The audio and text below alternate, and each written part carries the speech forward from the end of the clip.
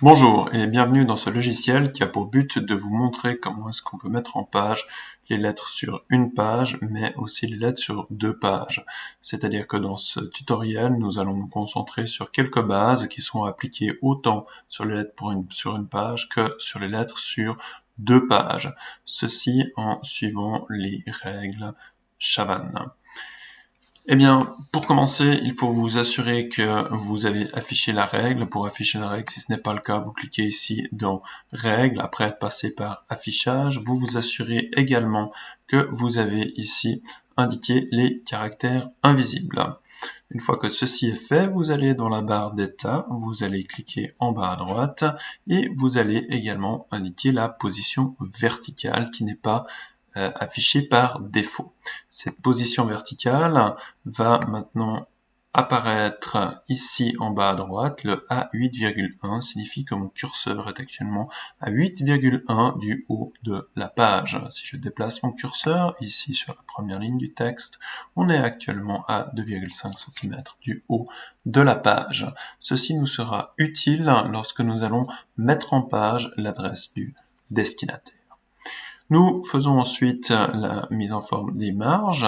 Nous double-cliquons dans la partie grisée des marges ici et nous appliquons les marges demandées, à savoir 4, touche tab, 2, touche tab, 3, touche tab, 2. Ce sont les marges qui sont à appliquer tant pour les lettres sur une page que pour les lettres sur deux pages. Vous allez ensuite dans Disposition et vous donnez la distance de l'entête qui est à 2 cm et le pied de page à 1 cm. Ceci tant pour les lettres sur une page que pour les lettres sur deux pages. Et vous indiquez également première page différente. Ceci est valable évidemment uniquement pour les lettres sur deux pages, puisque l'entête de la première page sera différente de l'entête de la deuxième page. Il n'y a pas ce souci-là pour les lettres sur une page. Et nous validons. Nous allons ensuite modifier la police utilisée dans la lettre. Pour faire ceci, nous allons modifier le style normal. Nous n'allons pas modifier ici les éléments directement, mais c'est bien le style normal, l'ossature de notre document que nous allons modifier. Je fais donc un clic droit sur le style normal, modifier, et j'indique ici la police qui est à utiliser. Selon l'énoncé de la lettre, c'est donc une police qui vous est donnée, on va utiliser Arial, mais ceci en taille 11. Si aucune indication ne vous est donnée quant à la police utilisée et à la taille, je vous invite à utiliser Arial 12, voire éventuellement 11 si le texte est trop long.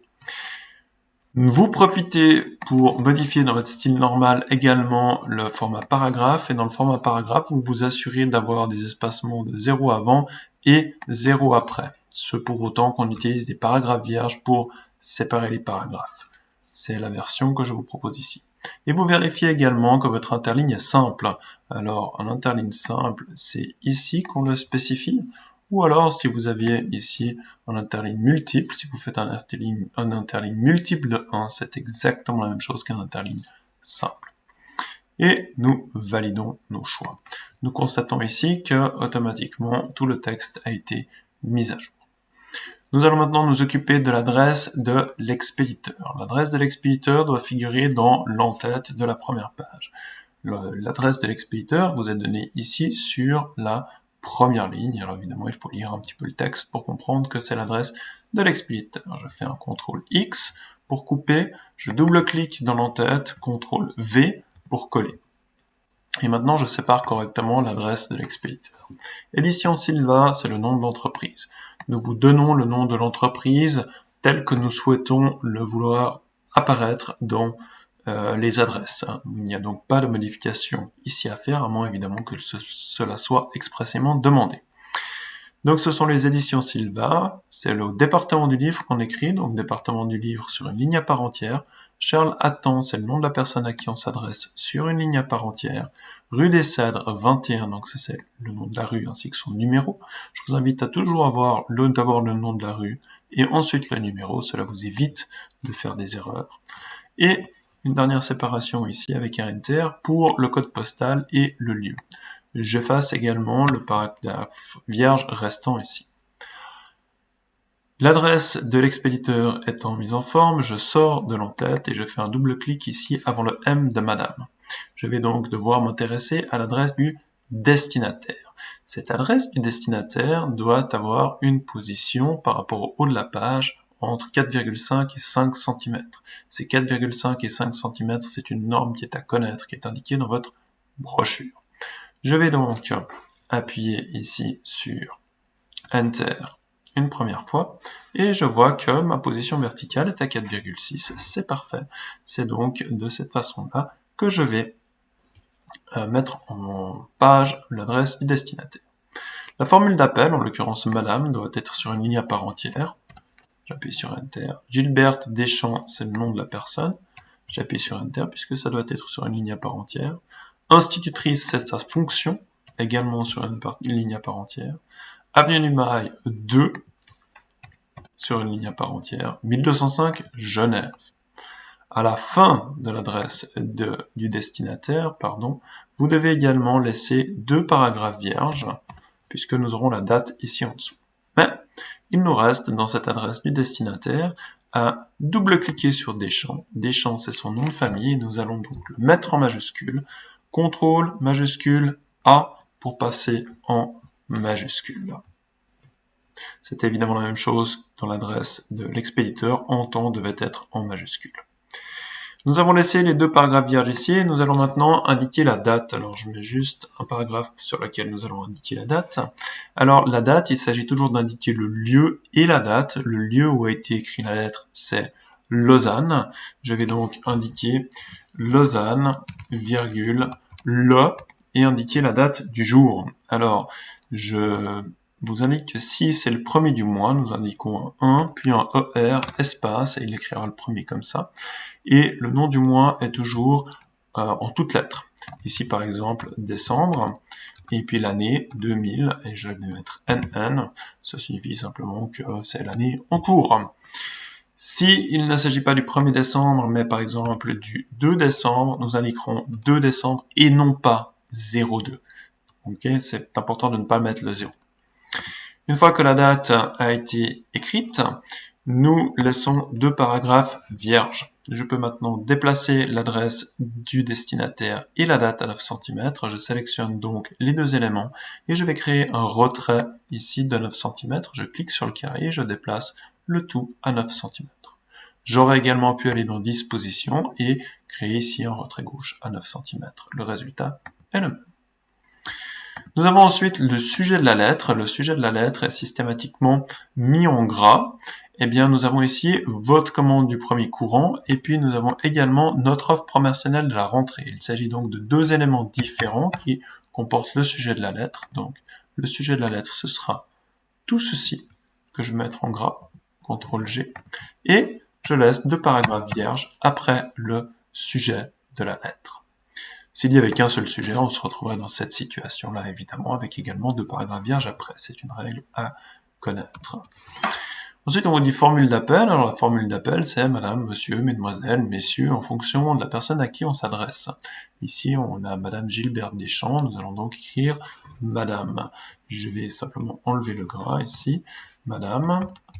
Et nous avons la virgule, nouveau paragraphe, et à chaque fois qu'on aura un nouveau paragraphe dans le corps de la lettre, nous allons laisser un paragraphe vierge et évidemment effacer ce texte indicatif. J'ai donc nouveau paragraphe ici, je laisse un paragraphe vierge. Au début des mises en évidence, je laisse également un paragraphe vierge. Donc on a une mise en évidence simple ici, qui est une mise en évidence centrée sur une ligne. Je vais la faire, mais j'y reviendrai dans un autre tutoriel. Je vais finir les nouveaux paragraphes qui sont ici, systématiquement. Hop, nouveau paragraphe.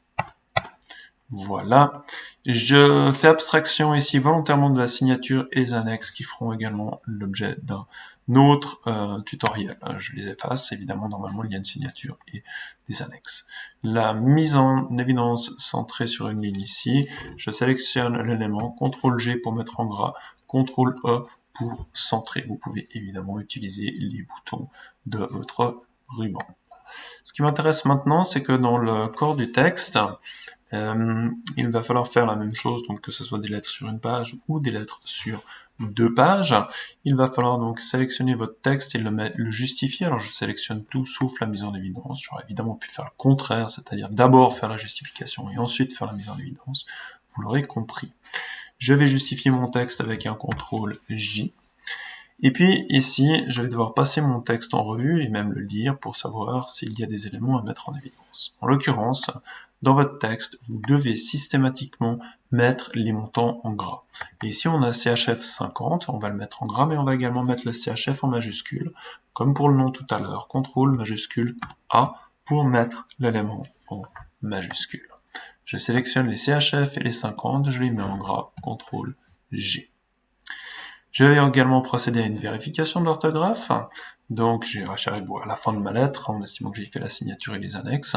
Je vérifie l'orthographe en faisant une révision, grammaire et orthographe. Il me dit que la vérification de la sélection est terminée, et je lui accepte la vérification du reste. La vérification est également terminée, tout va bien. Je passe encore en revue la fin des lignes de ma lettre pour voir s'il ne faut pas placer un espace insécable. Et ici, on est dans une situation où on a un 40 là, qui termine la ligne, et en fait, pour savoir ce que c'est, à savoir des photocopies, on doit passer à la ligne suivante. Or, on ne veut pas que les montants soient séparés de leur, enfin plutôt les chiffres soient séparés de leur unité. Là, en l'occurrence, on aimerait que les 40 soient liés à photocopie. Pour ce faire, je supprime l'espace et je le remplace par un espace insécable. L'espace insécable, c'est CTRL majuscule espace. Ce raccourci se trouve à la fin, à la dernière page de votre brochure. Avec cet espace insécable, on a maintenant 40 et photocopies qui sont liées. Ils ne pourront plus figurer sur une ligne différente. Et vous devez passer votre texte en revue en fin de ligne pour vous assurer d'avoir placé correctement les espaces insécables. Une fois que vous avez fait ceci, il vous reste à faire la coupure de mots. Vous allez dans Disposition et vous allez dans Coupure de mots. Vous cliquez sur Coupure de mots, vous allez sélectionner Manuel et vous allez valider ou non les propositions. Vous validez en fait toutes les propositions sauf les coupures qu'il ne faut pas faire, comme par exemple dans les noms propres ou dans la ligne des salutations. Voilà ce qu'il en est pour les bases des lettres. Nous avons donc vu les marges, nous avons vu comment disposer l'adresse de l'expéditeur, nous avons également vu comment disposer l'adresse du destinataire, la date, le sujet de la lettre, faire les espaces et les paragraphes vierges à l'intérieur du corps de la lettre, ne pas oublier les montants en gras, ne pas oublier de placer les espaces insécables, ne pas oublier la coupure de mots et ne pas oublier la révision orthographique. Dans d'autres tutoriels, je vais vous proposer les mises en évidence et je vous proposerai également les signatures. Une dernière chose encore, si vous vous aperceviez que le texte de votre lettre est relativement court et que vous voulez le centrer un petit peu plus sur la page, vous avez pour ce faire une seule possibilité, à savoir augmenter le nombre de paragraphes vierges avant et après la date, de façon à ce qu'il y en ait toujours autant avant et après la date. Si je veux faire descendre mon texte, si j'ajoute un paragraphe vierge ici avant la date, je dois également ajouter un paragraphe vierge ici après la date. Voilà ce qu'il en était pour ce tutoriel.